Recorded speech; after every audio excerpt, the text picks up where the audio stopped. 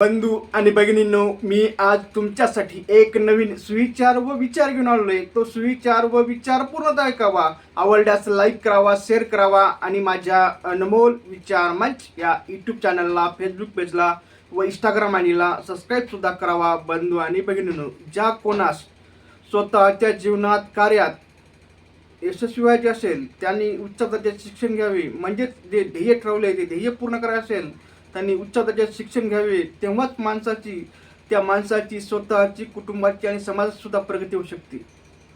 उदाहरणार्थ, एका गावातील दोन माणसांना असे वाटत असे की आपल्या मुलांना उच्च दर्जाचे शिक्षण घ्यावे आणि चांगल्या पदावर जावे, चांगला मोठा अधिकारी व्हावे, कर्मचारी व्हावे. परंतु त्या मुलाची आवड होती की डॉक्टर क्षेत्राकडे वळण्याची. म्हणून तो गोळ्या, औषधी, हे ते काय ते पाहायचा, हे करायचा, का मेडिकलमध्ये जाऊन बसायचा.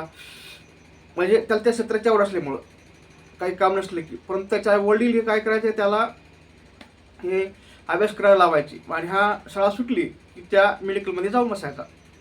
त्याच्या वडिलाला पडत नसे आणि मेडिकलमध्ये जाऊन गोळ्या, औषधी वाटप करणे हे करायचा. त्याच्या वडिलांनाही गोष्ट खटकली. मग त्याच्या वडिलांनी काय केलं, एक दिवस त्यांना असं वाटलं खटकल्यामुळं त्या डॉक्टरनी त्याला एक गोष्ट खटकल्यामुळे डॉक्टरपर्यंत गोष्ट गेली. डॉक्टरनं त्याच्या वडिलाला बोलवलं आणि सांगितलं की बाबा याची आवड आहे, तुम्ही या क्षेत्रात त्याला असं असं करा, शिक्षण द्या आणि तुम्ही त्याला पुढच्या शिक्षणाची म्हणजे त्याच्या आवडीचं शिक्षण द्या. तुम्ही त्याच्यावर जबरदस्ती करू नका.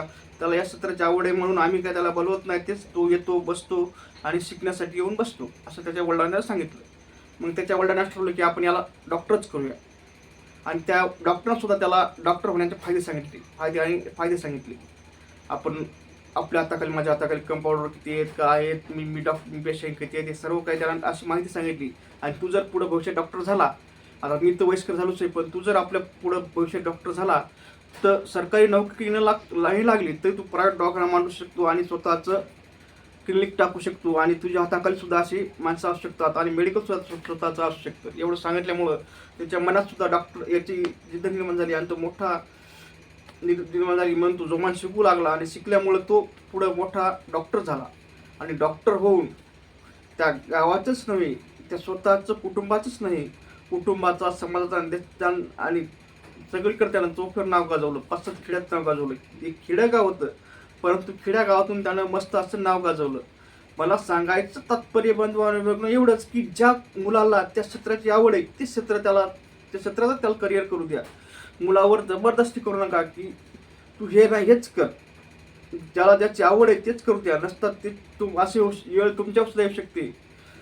म्हणून जी आवड आहे तेच करू द्या, तेव्हाच त्याची प्रगती होऊ शकते. एवढं ठिकाण समजलो. माझा व्हिडिओ आवडल्यास लाईक करा, शेअर करा आणि सबस्क्राईब करा. असं वाटतं तुमच्या कामाचं नाही तर तुमच्या मित्राच्या, मैत्रिणीच्या, नातेवाईकाच्या कोणतरी काम असेल त्यांना तो शेअर करा आणि त्यांना सुद्धा लाईक आणि सबस्क्राईब करायला सांगा. म्हणजे असे चांगले व्हिडिओ तुमच्यापर्यंत आले, त्यांच्या पुढे जातील आणि भविष्यात कुठं ना कुठं माझा व्हिडिओ तुमच्या आणि त्यात सुद्धा काम पडेल. मग मला पुन्हा एकदा सर्व विनंती करतो की माझ्या अनमोल विचार मंच या यूट्यूब चॅनलला, फेसबुक पेजला व इंस्टाग्राम आयडीला सबस्क्राईब करावं. एवढं ठिकाण धन्यवाद पुन्हा ऐकल्याबद्दल.